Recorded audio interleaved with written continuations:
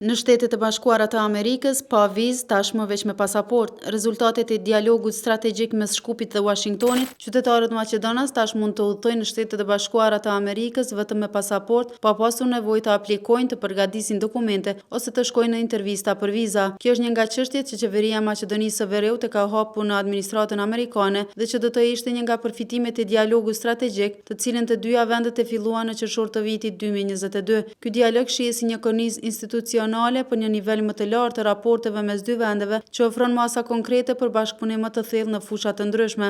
Maqedonia e Veriut, e cila këtë vit shënon 30 vjet marrëdhënie dypalqe me Shtetet e Bashkuara të Amerikës, është vendi i parë nga Ballkani Perëndimor që nisi dialogun strategjik me qeverinë amerikane. Nga rajoni më i gjerë, këtë lloj dialogu me Washingtonin e zhvillojnë edhe Slovenia e Kroacia. Nisja e një dialogu të tillë muajve të fundit është paralajmëruar edhe në Serbi. Sa i përket Kosovës, Washingtoni me 12 shtator njoftoi për pezullimin e dialogut të planifikuar strategjik me Kosovën për shkak të veprimeve të qeverisë në detyrë të Kosovës, të cilat, siç tha SBA-ja, i kanë rritur tensione dhe paqëndrueshmërinë në vend.